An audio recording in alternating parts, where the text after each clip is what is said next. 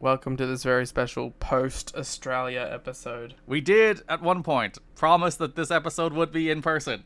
And then I started to, cough up the swamp thing. Yeah, Liam got too prolonged proximity to me, and then was like, no, I can't speak. And my body started rejecting it. We have done an in-person podcast. You're gonna have to give us $10 for it. Good.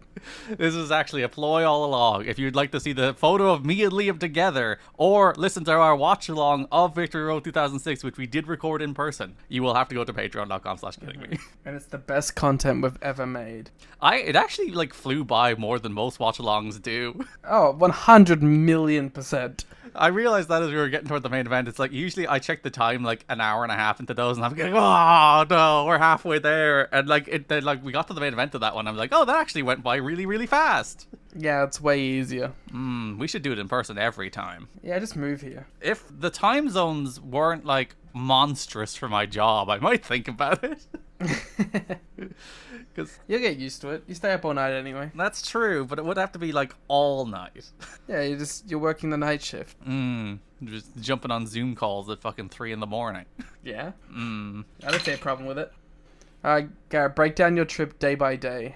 Those are the people here want. They want to know how your trip was. I flew to Australia. Boom. Very long flight, but mostly fine until you hit the one period in the set, because it was a 7.5-hour flight into a 13.5-hour flight with a 2-hour layover. So it was quite a long time on a plane. And first flight went by fine, second flight, half of which went by fine, and then you hit the stir crazy mode where it's oh my god, I've been on a plane so long, I want to die. And then it's how have I been on this plane for 6 hours and there's still 7.5 hours left?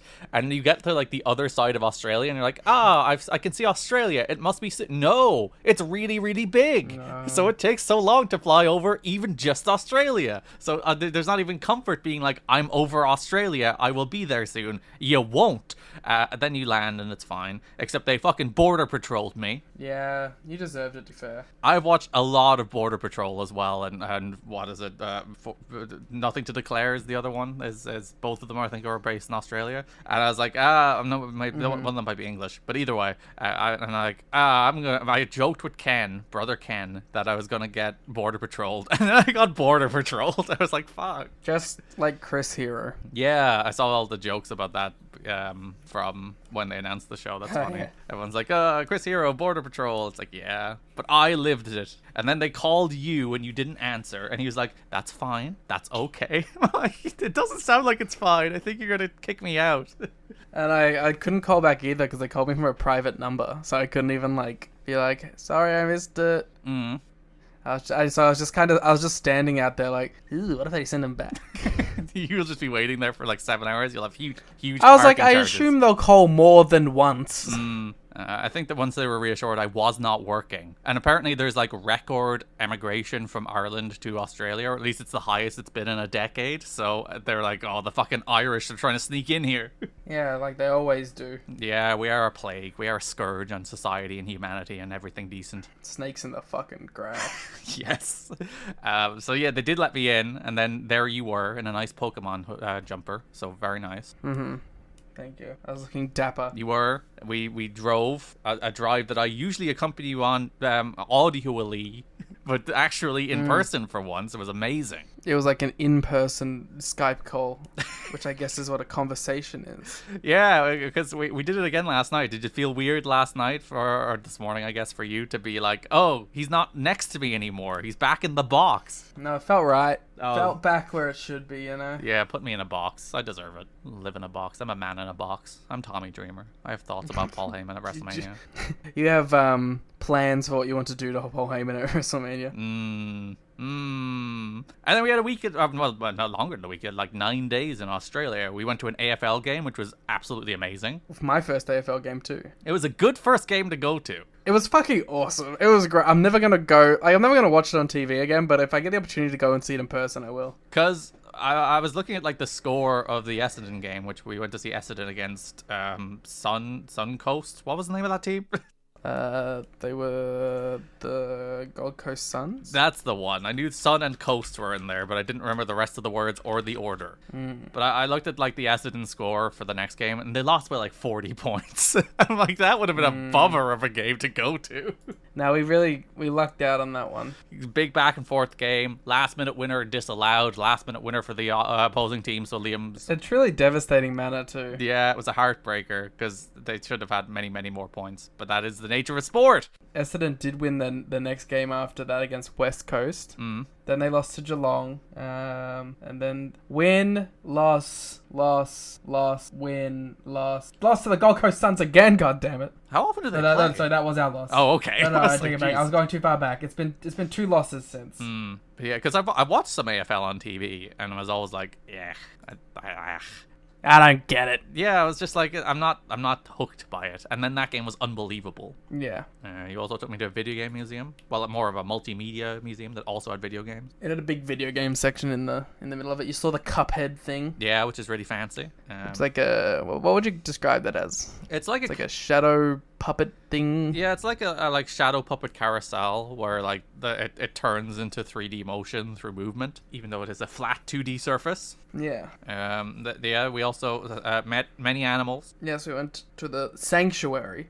You had a moment with an owl. Not zoo. Yes. A spiritual connection with an owl. You had like a full arc because you were initially reluctant to meet the owl. Then you met the owl and had a spiritual connection. You don't. But then I looked into that owl's eyes, into the sparkling abyss, and it welcomed me. It enveloped me in its wings, and it told me it was going to be okay. You saw Chris Park in his eyes and found comfort. Yeah, I did. You looked in his eyes and you're and like, you saw all the animals you wanted to see. Yeah, saw koalas, saw dingoes, saw kangaroos. Kangaroos are so gentle. Yeah, the domesticated ones. Yeah, I assume the ones in the wild are not so gentle, but they're so nice about it. I imagine I think kangaroos are like if you're fucking with them, they'll fuck with you. If you're not fucking with them, they won't fuck with you kind of animal. Yeah, but they very politely just walk up to you and like lay their hand on your hand for balance and then nibble out of your hand to eat the food you're giving them. It's like, yeah, so you did get to feed the kangaroos. Then the ducks ran over and like, nah. Yeah.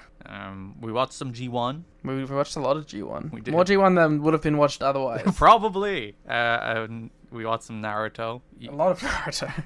You introduced me to the halal snack pack. Yeah, the HSP, which was enough to like make you not need to eat until the next day. Yeah, like a full day without eating because like it's so much food. And I actually looked to see can you get one here, and you can't. It really hasn't like translated across continents. It is truly Australian culture.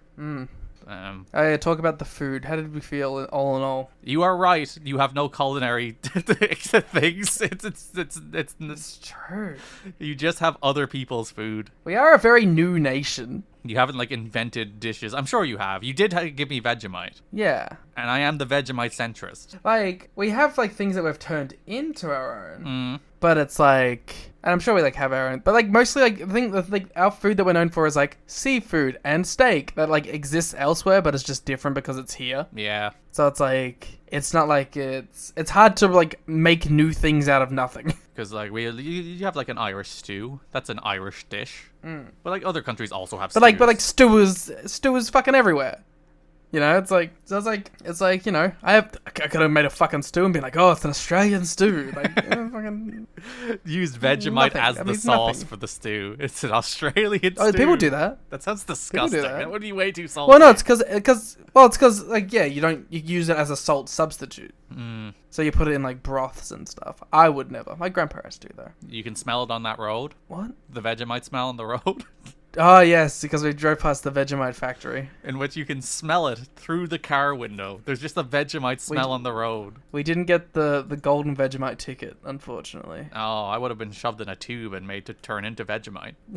Yes. That's how that works in that. And it would have been the perfect ending. That's what you wanted all along? Yeah. And most importantly, I got to spend 9 days with my friend. Yay! Which I assume you share the cats. same sentiment. Yeah, your cats.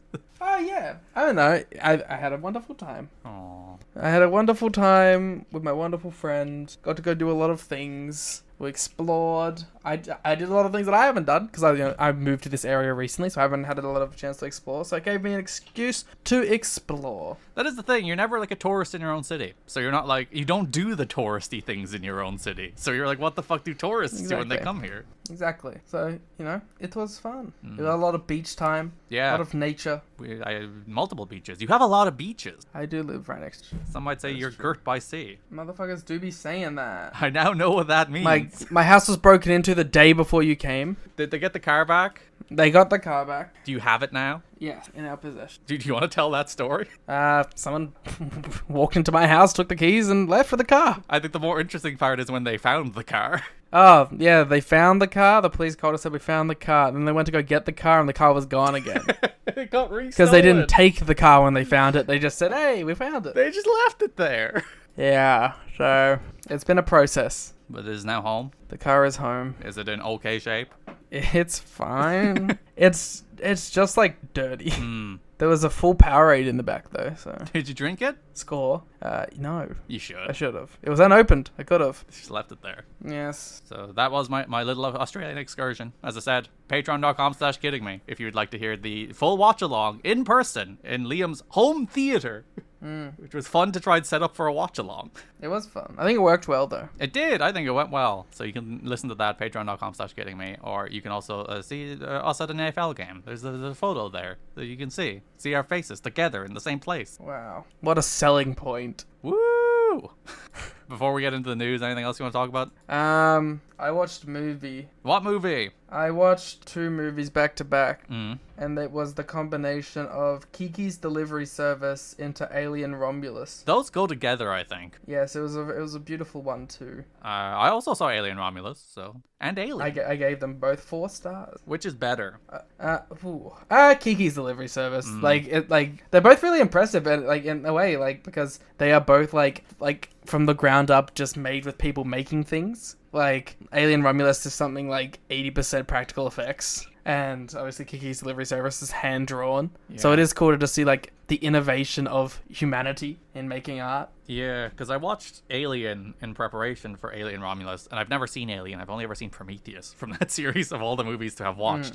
And, watching Alien, you are just like, holy shit, look at all that stuff in this movie. That movie is aged so well because of how, practical it is. That's the thing I love about watching Alien or Blade Runner or the first Star Wars, where I'm just like, look at these things that people made. It's an actual world they had to make, and in real environments that they had to go out and film, and they had to deal with sun, and they had to just fun, everything's CG, and I think that's a perfect hybrid that you can use when making a movie of CG to make the practical stuff look better, but it's it ages like fucking fine wine. Yeah, because and you look at it, I was watching Star Wars 1, and it's just that's just the bin with wheels on it, but look at it, it's a fucking droid. Yeah, it's an actual thing. It's a physical, tangible thing. The actors are looking at a thing, they're interacting with a thing. Somebody is inside that bin with wheels operating it. Yeah, it's just, I don't know, it's something about that stuff is amazing. But yeah, Alien Romulus good. You watch Alien or Jaws is the same thing, where the monster is not on screen very long. Yeah. And you would argue, oh, that's a really good filmmaking choice. And realistically, it was just a technology choice. It's yeah. Well, there was a lot more of the xenomorph in Alien Romulus, There sure is, and a lot more xenomorphs in Alien Romulus. Well, part of that is, what is it, 40 years later? They've done it a lot. There's been a lot of different xenomorphs over the years. But it's one of those things where you're constraints make for better art a lot of the time, where it's they chose not to show the alien a bunch in Alien because it would have looked bad, so they had to work around how that looks, and it looks really good because they work around how that looks. Same thing with Jaws. It's oh, they didn't show the shark, it really adds to the suspense. They didn't show the shark because it would have looked really bad, so they work around that and make the film better because of it. And now you can just do whatever the fuck you want with magic computers, and that makes everything bad. When AEW had a small roster and they had to use everyone to their now that they have everybody, and then they have this giant roster that makes everything bad. When there was that period of Dynamite where it's just Cody segment, into Jericho segment, into Mox segment, into the Bucks segment, into Kenny segment. It was oh, holy shit, this show is cooking. Yeah. Now half those people, if they had segments on the show, one, it would be remarkable because one's WWE champion, but the Bucks and Jericho are the most bad vibes wrestlers in the world at the moment. Both which I think would be solved with 6 months of not being on TV. Yeah, boys gotta disappear for a while. And coming back fresh. Just doing a big 5v5 elite lose they disband thing. Oh, another Australian thing. Morning Dynamite. Yeah. I'm kind of into it. Yeah, it's amazing. All wrestling should be ingested in the morning. People don't know like how good they got it. 10 a.m. AEW Dynamite currently airs. It'll move, I think, for daylight savings as we hit toward the winter. But 10 a.m. in the summer for AEW Dynamite. 10 a.m. Dynamite into a 5 p.m. G1. It's perfect. You have It don't great get times. better. We do. And that's why I was like, the one time I ever get to whine is All In. And I'm like, ugh, it's 2 a.m. Now you know how we feel all the fucking time. Yeah. I'm sorry that you were born in the wrong times. It's really bad because everything airs at night. New Japan's alright. New Japan will be a morning thing, so you can have New Japan for breakfast. But everything else is nighttime, like late night. It's just 1 a.m. Like, my sleeping pattern is fucked. People are always like, why is your sleeping pattern like that? It's like, I'm a wrestling fan in Europe. Like, the average time I've fallen asleep in my life is like 4 a.m., which is kind of crazy. But Yeah. But overall, very fun. I had fun. I hope you had fun. I was a host. You were a tremendous host. The best host there's ever been. A host so good an alien would sit in your chest and be like, yeah, I'm gonna born myself in this thing. I'm not even going to get out of here. I'm just gonna stay. That's how much I love being in this host. This guy's cool. Alright, that brings us to the month that is July 2006. Before we get into it, Patreon. That's how we make money. You can go to patreon.com/. That's how Garrett can afford these lavish vacations. We are thinking about Grand Slamming in February, so if you'd like to fund Yeah, please. us going to wrestling in Australia in Liam's hated town of Brisbane, Fuck Brisbane. you can give us money. Patreon.com/gettingmetnh@.com.